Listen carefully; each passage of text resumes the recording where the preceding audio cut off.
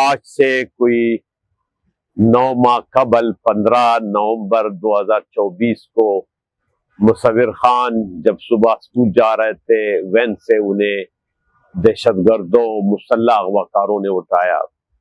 پھر 14 نومبر سے لے کر کے 29 نومبر تک ہم نے اسمبلی کے سامنے بھرپور انداز میں تمام سیاسی جماعتوں، انجمن تاجران، چیمبر آف کامرس، قبائلی حمایت دین نے ہم نے دھرنا دیا، ایک تاریخ ساز دھرنا دیا جس میں تمام مکتب فکر کے لوگوں نے شرکت کی.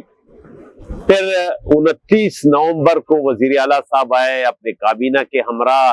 انہوں نے یقین دہانی کرائی کہ ہم مصور خان کو بازیاب کرائیں گے. لیکن بدقسمتی سے اس جدید دنیا میں جب ابھی آپ نے دیکھا پاکستان، انڈیا، ایران، اسرائیل، امریکہ، ان 5 ملکوں کے درمیان جھگڑا ہوا، کوئی فوجی استعمال نہیں ہوا، صرف ٹیکنالوجی کا جنگ تھا. ٹیکنالوجی کے ذریعے ہی تمام جہاز اڑ بھی رہے تھے اور میزائل فائر بھی ہو رہے تھے، بم بھی وہاں پہ پھینکے جا رہے تھے. اس دور میں ایک بچے کا جس کے والد کو واٹس ایپ کے ذریعے تھریٹ آ رہا تھا، دھمکیاں آ رہی تھی، انہیں جو ہے نا پیسوں کا ڈیمانڈ کیا جا رہا تھا، وہ تمام تفصیلات ہمارے ریاستی اداروں کے پاس آ رہا تھا.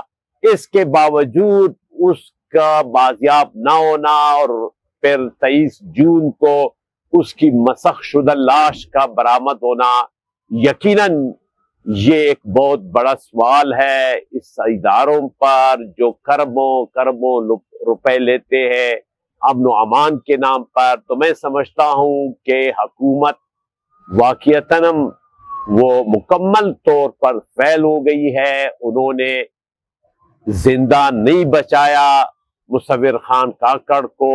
آج ہم اس کے مسخ شدہ لاش ہمارے سامنے آئے گی. کرنا، ان کو زندہ اپنے والدین کے پاس پہنچانا، اس میں ریاست ناکام ہوگی. ہم تو بنیادی چیز کو دیکھتے ہیں، باقی بیچ میں جتنے ہوئے چاپا ہوا ہے، کیا ہوا ہے کیا نہیں ہوا، وہ تو الگ کہانی ہے. لیکن بنیادی بات یہ ہے کہ آج اگر مصور زندہ ہوتے اور اس کو ہم لوگ ہاکی گراؤنڈ پہ لاتے اور کوئٹہ کے تمام شہری اس کو دیکھتے کہ دیکھو مصور شہید زندہ بازیاب ہو گئے، تو یہ پھر کامیابی تھی. اب یہ باقی تو ساری باتیں ہیں، ہم نے چاپا مارا، مصور ادھر نہیں ملا، ہم نے گاڑی پکڑی ادھر، وہ گاڑی میں مصور نہیں ملا. بنیادی بات ہے کہ مصور کو شہادت اپنی جگہ، لیکن اس کی جو مسخ شدہ لاش ہے، اس کی جو ڈیتھ باڈی جو یعنی آج سے 3 مہینے قبل وہ شہید ہوئے ہیں، اس کے بعد 3 مہینے بعد حکومت کو پتہ چلتا ہے کہ یہ بندہ شہید ہوا ہے. تو اتنی بھی اسی میں کہتا ہوں کہ ہماری سیکورٹی اداروں کو، ہماری حکومت کو ہوش کے ناخن لینے چاہیے. یہ بات میں سیاست کی ہے، یہ بات انسانیت کی ہے، یہ بات جو ہے پورے بلوچستان کے عوام کی ہے.